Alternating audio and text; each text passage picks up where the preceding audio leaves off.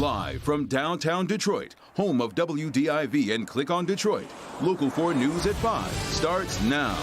It's a devastating and bizarre story. A crematory shut down. Now many family members left asking questions and wondering where their loved ones' remains are right now.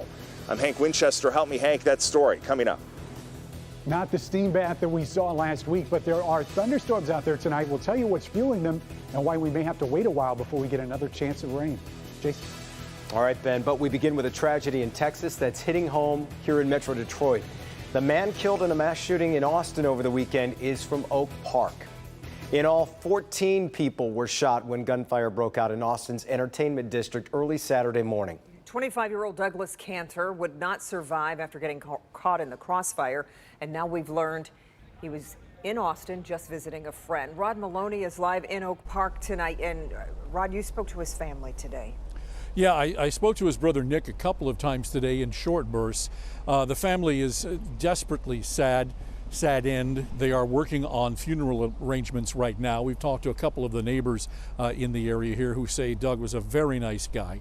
But they were surprised to hear about this, and there is family now at the house checking out the house in the aftermath of this tragedy.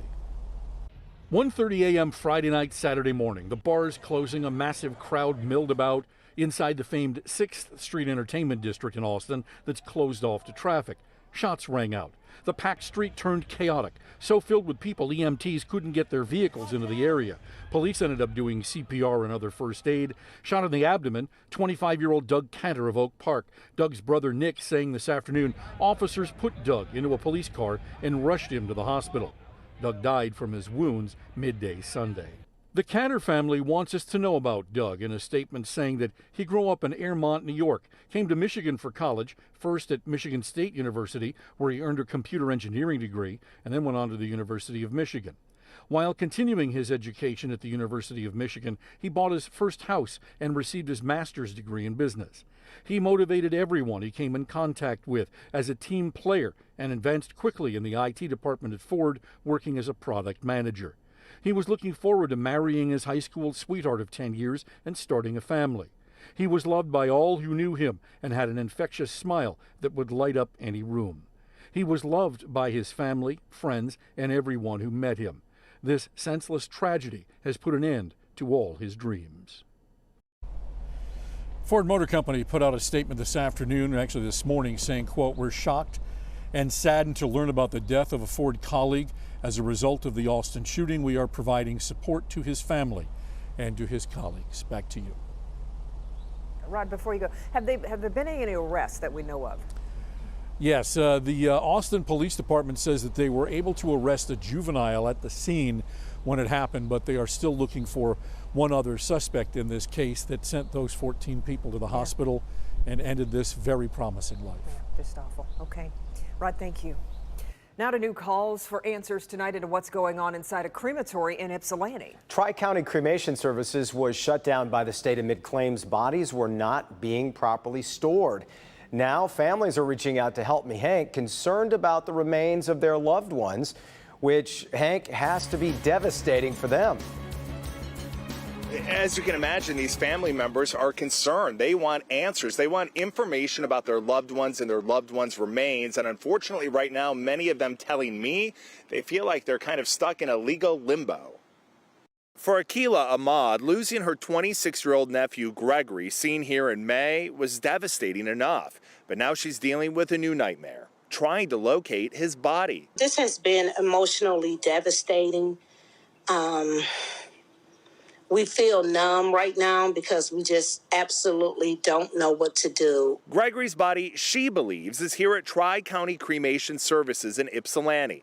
The same crematory shut down by state investigators after it was revealed that bodies were being mishandled and bodily fluids were allegedly all over the floor. Since then, she says that she's received few answers. We were just, in a process of healing as a family, and just to have all of this come back is devastating. I reached out to attorney Clint Kesto on the phone. He represents the Swansons, the funeral home owners named in the investigation, and Comfort Cremations, which contracts with Tri-County. There are families who say they can't locate their loved ones. Are you putting the blame on the state right now? I don't know who's calling and if any bodies can't be located. Well, I'm hearing from people that can't locate their loved ones. So there's people out there. Yeah, what I'm saying is I don't know if there are calls coming through. The state investigation is underway, and the Attorney General's office is also involved in that investigation now. But for some families, they tell me they feel stuck, wondering what to do now in order to be reunited with their loved ones' remains. And you can really sympathize with these families. I mean, can you imagine going through this situation right now? I did just a few moments ago get a call from state investigators, and what I'm being told right now is that if you have a loved one whose remains or body you're unable to locate right now, you should be able to contact Tri-County directly. Tri-County right now has the authorization to release those remains or bodies to family members per the family's request. So the best advice moving forward, even though this investigation is ongoing, is to call Tri-County in Ypsi directly. We're live here tonight. Hank Winchester, help me, Hank. And Hank, are you hearing anything new regarding the investigation from the state or those? Yeah, Jason, from the state and from the Attorney General's office, this is a very active, ongoing investigation. They're dealing with local, county, state officials, so it is a little bit tricky as it moves forward. It's going to take a while, but I am being told a lot of progress is being made. Back to you. Yeah, Hank, thanks. An investigation is underway after 3 people are shot in Highland Park. It happened this morning on Geneva and 2nd Street near the intersection of Woodward and West McNichols. We're told a woman was killed and 2 men were taken to the hospital. Their conditions are unknown at this time and no arrests have been made.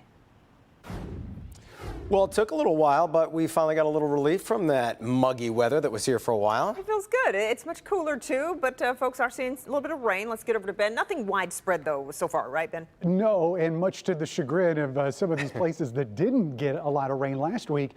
This is going to be one of our last shots, Kim and Jason, of seeing that rain until we get closer to next weekend. So earlier today, this was mostly paralleling 75, but these are moving to the south. So we're starting to see a little bit more activity in southern Oakland County, especially down there around Farmington Hills, Royal Oak, and also further into Livingston County. Looks like you're going to have at least chances of getting wet here. There's a possibility we could get some pea-sized hail out of these storms, but we haven't seen anything yet on Storm Tracker 4, and we're not anticipating anything severe, but there could be some wind gusts, maybe into that 30-40 mile per hour range as these storms go through. Whatever's out there should be fading quickly after sunset. Models want to hold on to it just a little bit longer, but that's it for rain. It is not it for the cooler temperatures. We'll show you how low those go in the next couple days in a few minutes, guys. All right, Ben. Turning our attention now to the coronavirus and a 2-day update on Michigan's numbers. The state reports 338 new cases of COVID with 8 additional deaths. Meantime, Michigan's positive case rate is still below 2%. When it comes to vaccinated Michiganders, 60.5% of those 16 and older have received at least 1 dose of the COVID vaccine. Well, could there soon be a 4th COVID vaccine in the U.S.? Tonight, Novavax says its vaccine is 90% effective overall and 100% effective at preventing moderate and severe disease. But with 3 vaccines already authorized and millions of doses sitting unused, what role would a 4th vaccine play? Experts say it may still have one important one. The vaccine by Novavax is different from the 3 already authorized in the U.S. It doesn't use mRNA or a virus as the vector. Instead, this vaccine uses something called a nanoparticle and covers it in genetically engineered pieces of the coronavirus spike protein. It's the same technique already used in the HPV vaccine, the hepatitis B vaccine, and one type of flu vaccine. Novavax fell behind other vaccine manufacturers in its clinical trials after experiencing manufacturing delays.